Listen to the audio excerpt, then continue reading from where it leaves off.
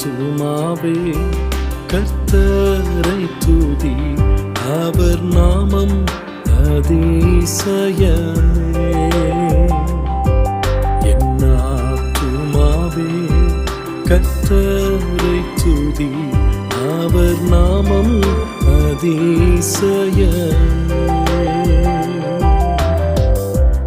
அவர் செய்த உதவிகளை மறவாமலே, இயேசுவை வாழ்நாள் எல்லாம் துதி செய். அவர் செய்